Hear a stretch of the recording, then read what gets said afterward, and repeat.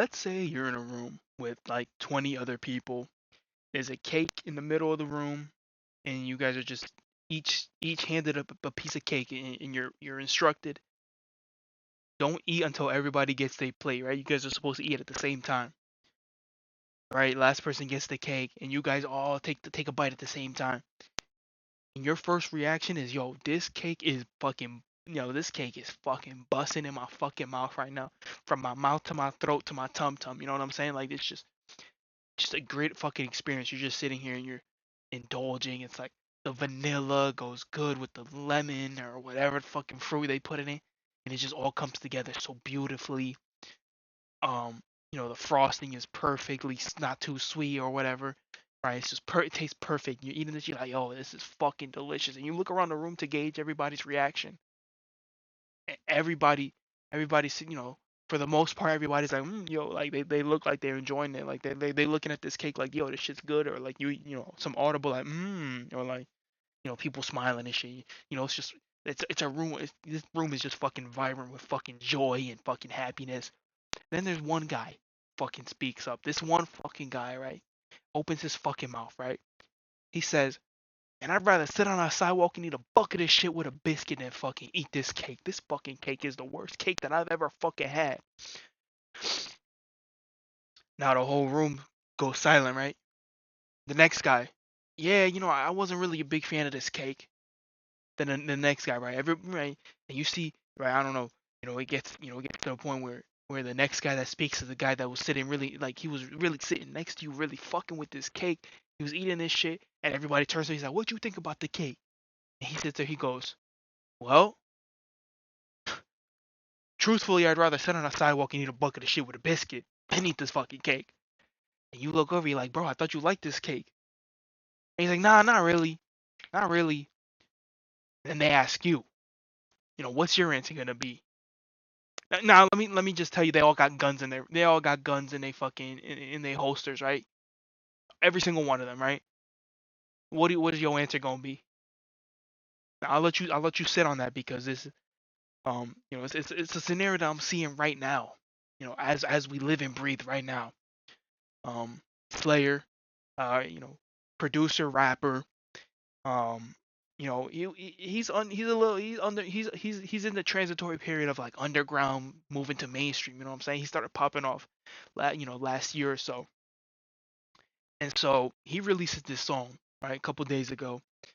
Um, and he samples Teto, which is like a Vocaloid adjacent. I forgot the term, but it's not really, it's really not Vocaloid like a Miku, but they always, people, I think when there's two of like the voice mod or whatever the fuck it is, it's Miku and then Teto, right? Those are the two big ones, at least the ones that I know, at least.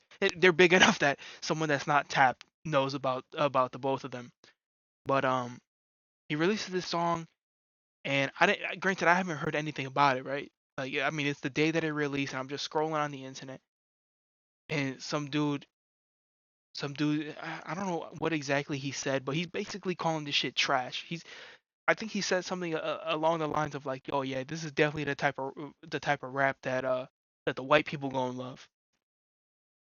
I'm sitting, I'm like, here we fucking go. I said, let me. Every single thing I'm gonna see about this song now is just gonna be negative. And so before I really even listened, I was still doing my little scrolling before I really, got up and started doing my shit. And then I was like, you know what? I'm out here cleaning. So let me put on some tunes, right? And I saw, oh, Slayer released a new song. Put it on. That shit's fucking catchy, bro.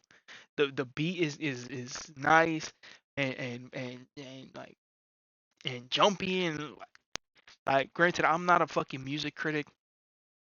I like what I like. I like what I don't like, and what I don't like is fucking country music.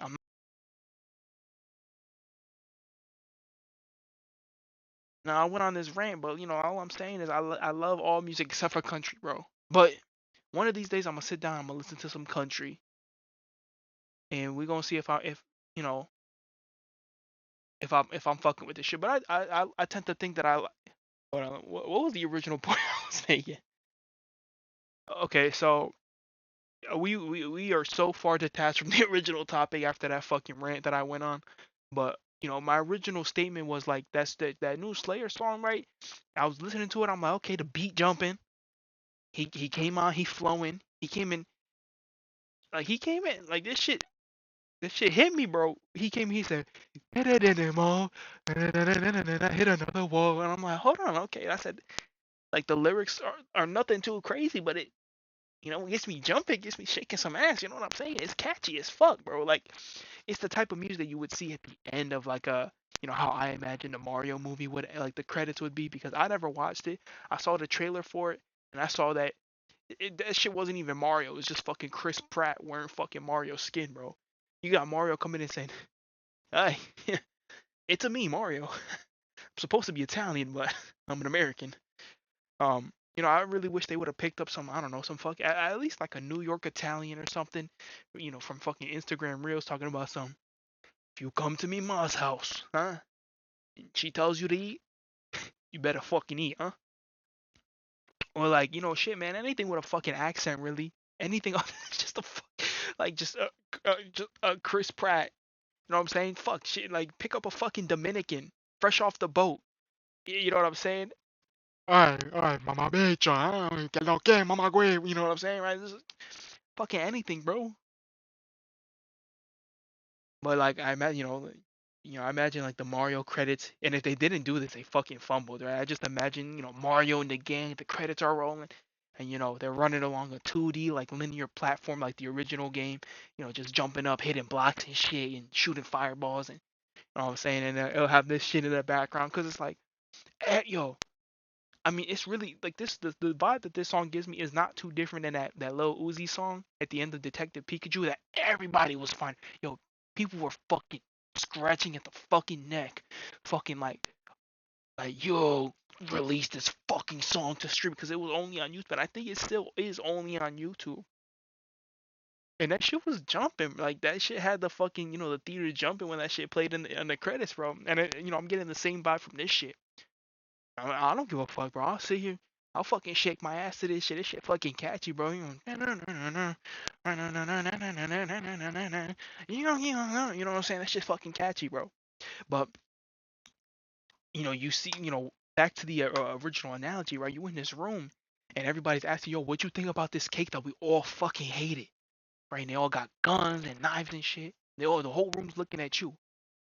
Mind you, they all got fucking guns, bro. Like, what is your answer gonna be, right? Because it's the same exact shit in them comic sections, bro. I seen some motherfucker, because they're all clowning it, right? And they're all using it as an excuse to be racist. Like, you got motherfuckers in the comments talking about, yeah, this the kind of music that you know, this not none of that fucking that black thug music.